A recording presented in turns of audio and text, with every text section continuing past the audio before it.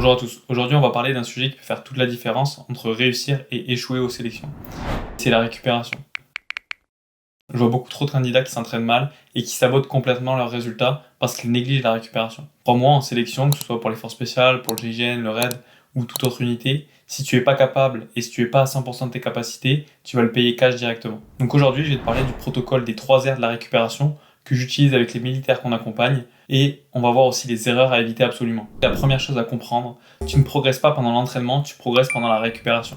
Quand tu t'entraînes, tu crées des micro-lésions dans tes muscles, tu vides tes réserves d'énergie, tu stresses tout ton système nerveux et c'est pendant la phase de récupération que ton corps se répare et devient beaucoup plus fort. Sans cette récupération adéquate, qu'est-ce qui va se passer? Tu vas générer tout simplement de la fatigue chronique qui va s'accumuler, des performances en chute libre, une risque de blessures multipliées, même l'impossibilité d'atteindre tes objectifs. Il y a une fenêtre importante après l'entraînement, entre les 45 et 60 premières minutes, c'est là que ton corps est le plus réceptif pour enclencher la récupération. Si tu rates cette fenêtre, tu vas perdre une grosse partie des bénéfices de ta séance. Et justement, il y a des erreurs à éviter pour ça. La plus commune, c'est le surentraînement, c'est l'erreur numéro 1. Enchaîner les séances difficiles sans repos suffisant, c'est la garantie de régresser. Ton système nerveux va s'épuiser, tes muscles ne se répareront pas et tu ouvres la porte aux blessures. L'erreur numéro 2, ça va être l'alimentation pro-inflammatoire, notamment les sucres raffinés, ultra transformés, bourrés d'additifs chimiques, les fast-foods. Tout ceci sont des aliments inflammatoires qui freinent ta récupération et favorisent les blessures. Si tu manges comme ça, tu sabotes littéralement ta progression, ton entraînement. L'erreur numéro 3, ça va être l'alcool en excès. Lui ralentit la resynthèse de glycogène, perturbe aussi ta testostérone et altère l'utilisation des graisses. Une bière occasionnelle, quand tout le reste est bien géré, ça passe évidemment, mais les excès réguliers, tu peux oublier si tu veux vraiment une nette progression. L'erreur numéro 4, c'est de négliger le sommeil et la qualité de son sommeil. La réparation tissulaire se fait majoritairement la nuit. Sans ces 7 à 9 heures de sommeil de qualité, ton corps ne peut tout simplement pas récupérer comme il faut.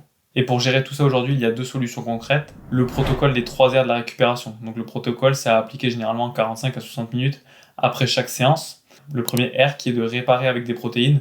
Donc là, ton objectif, ça va être d'assimiler 20 à 30 grammes de protéines.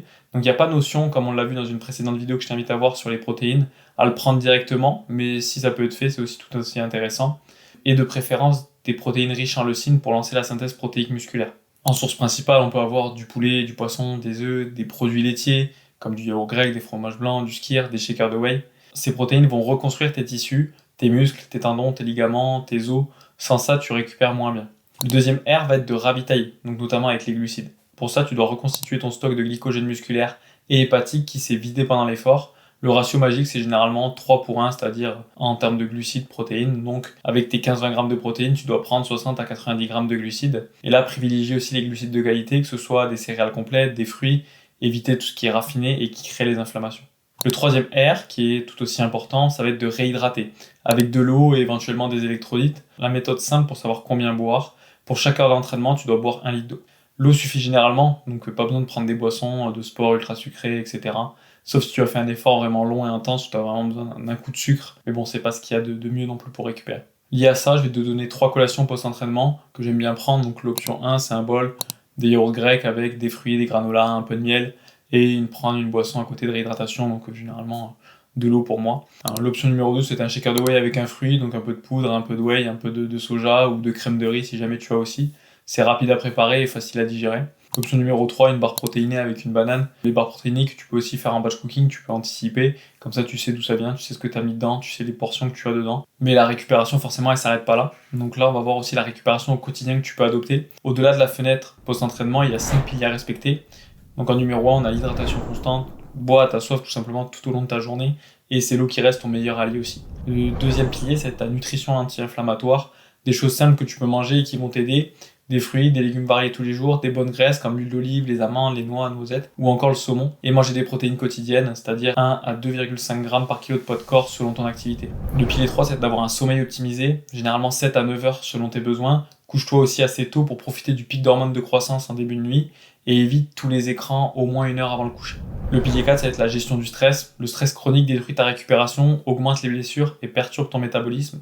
Mets en place des routines peut-être de respiration, de méditation avant de dormir, lire un livre, tout ce qui fonctionne pour toi et qui permet de te détendre, de te déstresser. Le pilier numéro 5, qui est le dernier, ça va être la planification intelligente. La règle d'or aujourd'hui qu'on a pu évoquer, c'est que 60% de ton volume d'entraînement doit être facile et 40% intense, au maximum. Tout à fond, tout le temps égale simplement de la stagnation garantie. En musculation, l'espace de 24 heures minimum le travail intensif du même groupe musculaire. En endurance, alterne séances dures avec des séances faciles ou de récupération active. Tu vas me dire, et comment savoir si on récupère bien? Tu as 3 indicateurs simples. Au réveil, tu te sens reposé, t'as pas d'extrême courbature. En séance, tu performes normalement, t'as pas de fatigue inhabituelle, et ta fréquence cardiaque au repos, elle est stable par rapport à ta normale. Si ces signaux sont rouges plusieurs jours d'affilée, je te conseille de prendre un jour de récup active ou de repos complet. Voilà, maintenant que vous avez le protocole complet de récupération, rappelez-vous, en sélection, c'est celui qui arrive le plus frais et le mieux préparé qui passe, pas celui qui se détruit à l'entraînement sans récupérer. Si tu peux appliquer les 3 heures immédiatement après chaque séance, donc réparer, ravitailler, réhydrater, et respecter les 5 piliers au quotidien, hydratation, nutrition, sommeil, gestion du stress et planification intelligente. Et si cette vidéo t'a aidé, abonne-toi, mets un petit like et active la cloche pour ne rien rater. Et dis-nous en commentaire quelle est ta plus grosse difficulté en récupération. On se retrouve très bientôt pour la prochaine vidéo. D'ici là, entraîne-toi dur, récupère encore et récupère mieux.